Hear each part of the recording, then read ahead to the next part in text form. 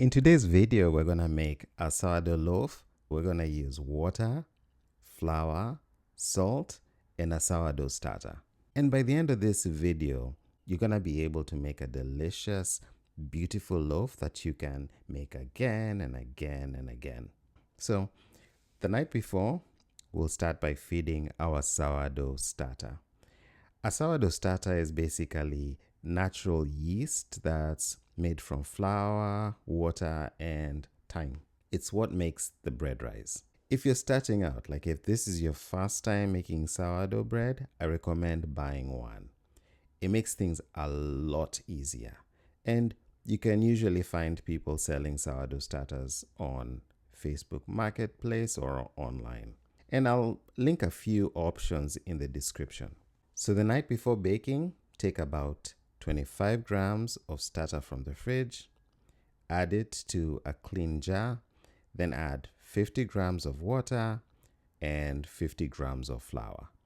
Mix it all together until it looks like this, until it looks like a thick pancake batter.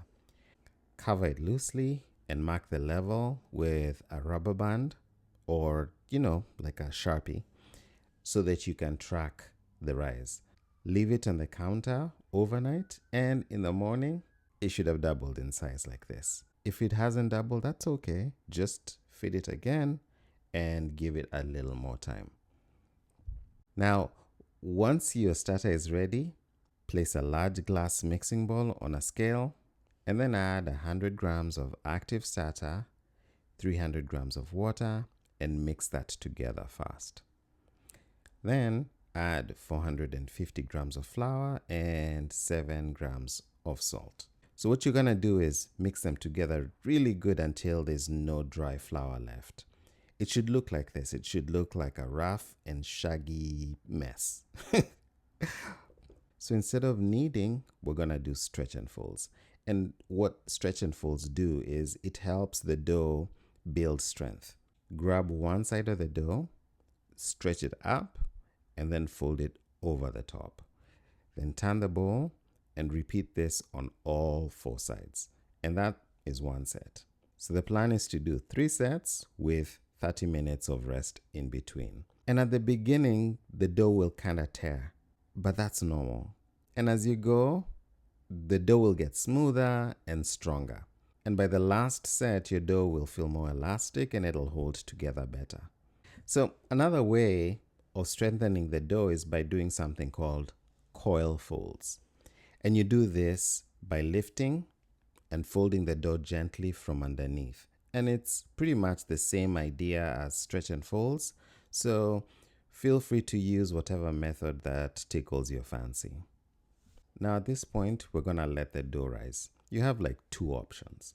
You can cover it and place it in the fridge to slowly rise and develop flavor, or you can leave it at room temperature. If you do this, the dough will take about 5 to 7 hours to rise. But don't watch the clock too closely. Watch the dough. It should be slightly domed on top and have bubbles on top as well as along the edges. And the dough shouldn't completely stick to the bowl when you pull it away. And once you see all those signs, you're good and you're ready to shape the dough. Lightly flour your work surface and gently turn your dough out. And then shape your dough into a rectangle. Fold the top down towards the center and the bottom over it. And then turn it and then roll it into a tight log.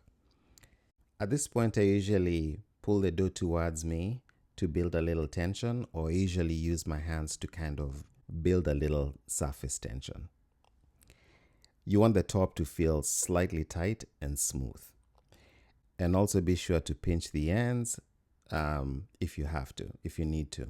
And then place your dough seam side up in a floured Banneton basket. I like using gluten-free flour or rice flour. I like using gluten-free flour or rice flour because they usually don't stick. If you don't have a Banneton, just grab a bowl and line it with a cloth. And be sure to flour the cloth really well. After you do this, let the dough sit on the counter for about an hour to get things going, and then place it in the fridge overnight for at least 8 hours.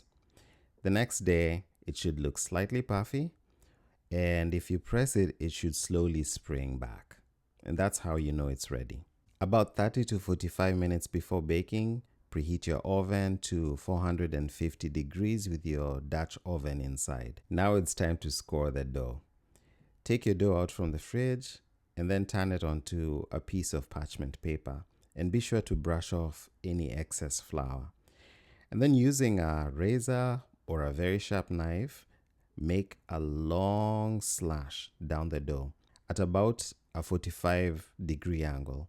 And doing this will help control how the bread opens up in the oven. Using mittens or heat-resistant gloves, carefully place the dough into your Dutch oven. Cover it and bake the dough for 20 minutes. Then remove the lid and bake it for another 20 to 25 minutes until the bread has a deep and golden brown color, or darker if that's what you prefer. And if you want to be extra sure about your bread being ready, the inside of your bread should be around 205 to 210 degrees Fahrenheit. I know it's very tempting, but please let your bread rest for about an hour and don't cut into it, because cutting too soon will make your bread gummy, and nobody wants gummy bread. Homemade sourdough bread is perfect with butter, great for sandwiches, and honestly, it's just really good on its own. If you try this recipe, let me know how it turns out, and thank you so much for watching. Check out this next video.